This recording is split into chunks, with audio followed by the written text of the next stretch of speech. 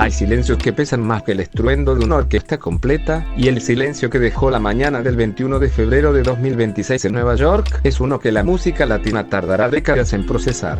Willie Colón, el arquitecto del caos armonizado, el malote que cargaba un trombón como si fuera una escopeta recortada, finalmente bajó el telón tras una batalla final en una clínica de la ciudad que lo vio nacer, crecer y dominar.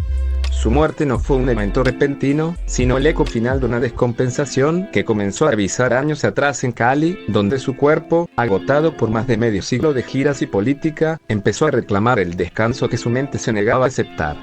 Pero para entender el vacío que deja su partida, hay que retroceder a las calles de un Bronx que ardía en los años 60, un escenario de asfalto y supervivencia donde un adolescente de ascendencia puertorriqueña decidió que el trombón sería su llave para escapar de la marginalidad o, al menos, para ponerle banda sonora al peligro.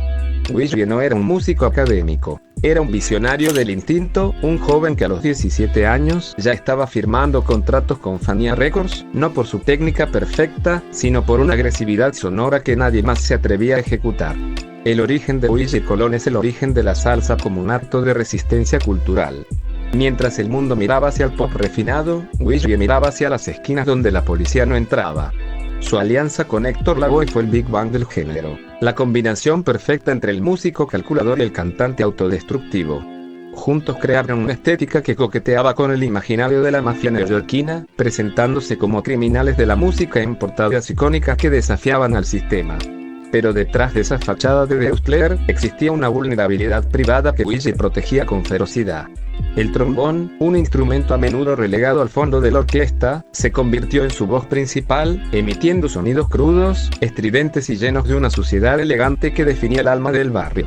No buscaban complacer al oído educado, buscaban hacer vibrar el pecho de quien no tiene nada. Sin embargo, el éxito trajo consigo una carga emocional devastadora. Ver a su hermano de alma, Héctor Lavoe, sucumbir ante las drogas fue el primer gran quiebre emocional de Willie, una herida que cargaría en silencio, mientras intentaba mantener a flote un barco que amenazaba con hundirse en la gloria y el exceso. La genialidad de Colón residía en su capacidad para mutar. Cuando el sonido del barrio comenzó a saturarse, Willie no se quedó estancado, se reinventó como el gran productor de la identidad latina. Su transición hacia una música más orquestada y experimental fue recibida con escepticismo por los puristas, pero fue precisamente esa ambición la que lo llevó a cruzarse en el camino de Rubén Blades. Esta unión marcaría un antes y un después en la historia de la humanidad hispana. Juntos, Willie y Rubén sacaron la salsa de los clubes nocturnos y la llevaron a las facultades de sociología, a las plazas políticas y a la conciencia colectiva de un continente entero. Siembra no fue solo un álbum, fue un terremoto que demostró que se podía bailar mientras se pensaba en la justicia social. Pero el contraste era brutal. Mientras en el escenario eran los profetas de una nueva era, tras bambalinas, Willie seguía siendo un hombre marcado por la desconfianza del inmigrante, un estratega que sabía que en la cima el aire es más delgado y las traiciones más frecuentes. El misterio de su personalidad radicaba en esa coraza de hierro que solo se rompía cuando soplaba su instrumento, dejando salir una melancolía que ningún discurso político pudo jamás igualar.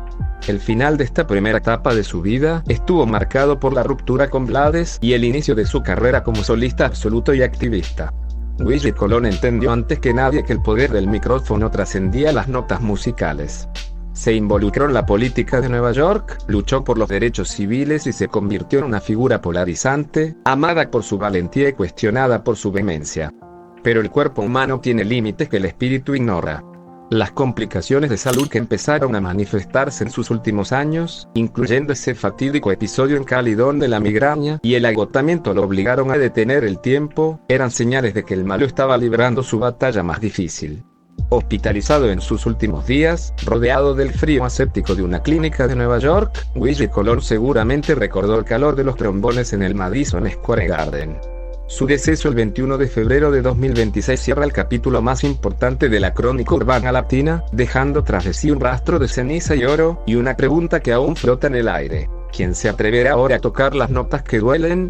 La madurez de Willie Colón fue una metamorfosis hacia el poder y la controversia, una etapa donde el músico le cedió paso al líder de opinión, pero sin abandonar nunca ese trombón que se había convertido en una extensión de su sistema nervioso.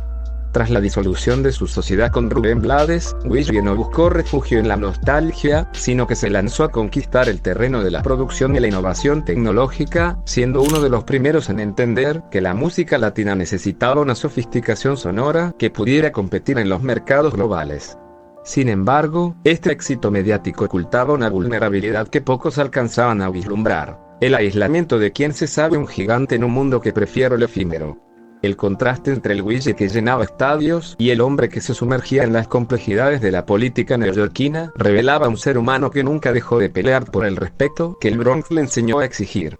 Su participación en la Comisión de Derechos Civiles de Estados Unidos y su labor como embajador cultural no fueron simples títulos honorarios, sino la continuación de su lucha contra el estigma del malo, transformando la agresividad de sus primeros años en una diplomacia urbana que no temía señalar las injusticias del sistema.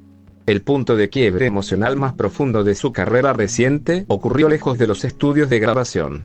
En 2021, un grave accidente de tránsito puso a Willie al borde de la muerte, un evento que fracturó su cuerpo pero templó su espíritu. Aquel impacto en una carretera de Carolina del Norte fue el primer gran aviso de la fragilidad de su propia leyenda. Ver al hombre que simbolizaba la fuerza y la rebeldía postrado en una cama, aprendiendo a caminar de nuevo, humanizó a la figura mítica frente a los ojos de sus seguidores. Fue en este proceso de recuperación donde Willie empezó a reconciliarse con su pasado, mirando sus viejos discos no como trofeos, sino como testimonios de una vida que había pasado demasiado rápido. La música volvió a ser su terapia, pero con una cadencia distinta. Ya no buscaba el frenesí del boogaloo, sino la profundidad del mensaje que queda cuando el ruido se apaga. No obstante, el regreso a los escenarios fue un camino minado por las secuelas. La descompensación sufrida en Cali en diciembre de 2023 fue la grieta definitiva. El anuncio en sus redes sociales sobre problemas migratorios y falta de descanso fue, en realidad, un escudo de dignidad para ocultar que el corazón de la orquesta estaba empezando a fallar. El retiro de los escenarios, una hipótesis que él mismo dejó flotando en el aire, se convirtió en una realidad silenciosa que sus fanáticos se negaban a aceptar. Los últimos días de Willie Colón en Nueva York, previos a esa mañana fatídica del 21 de febrero de 2026, estuvieron marcados por una privacidad hermética. Hospitalizado en una clínica local, el hombre que una vez desafió a la muerte con la mirada fija en sus portadas de discos, se enfrentaba a las complicaciones derivadas de años de exigencia física y el desgaste propio de una vida vivida a máxima intensidad. El misterio rodeó su estancia hospitalaria. Se hablaba de complicaciones respiratorias y de un corazón que, tras latir al ritmo de la clave durante más de 70 años, estaba finalmente encontrando su tempo final. En esa habitación de hospital, lejos del brillo del Madison Square Garden, Willie recibió el calor de una ciudad que lo reconoció como su hijo más ilustre. Su deceso no fue solo el fin de una vida, sino el cierre de una era para la diáspora latina en Estados Unidos. La noticia de su fallecimiento se propagó por los barrios de San Juan, las comunas de Cali y las calles de Nueva York como un escalofrío colectivo. Había muerto el arquitecto del sonido urbano, el hombre que le dio voz a los marginados y que convirtió el trombón en un grito de libertad. El legado de Willie Colón tras su partida se mide en la imposibilidad de replicar su sonido.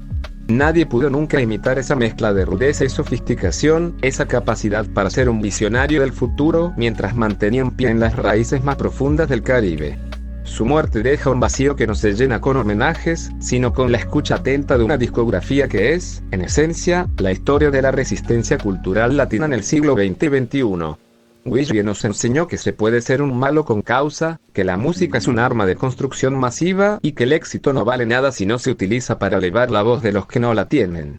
Al final, el niño del Bronx que soñaba con escapar de la pobreza a través de la música, se convirtió en un inmortal que, irónicamente, encontró la paz en la misma ciudad que le enseñó a pelear.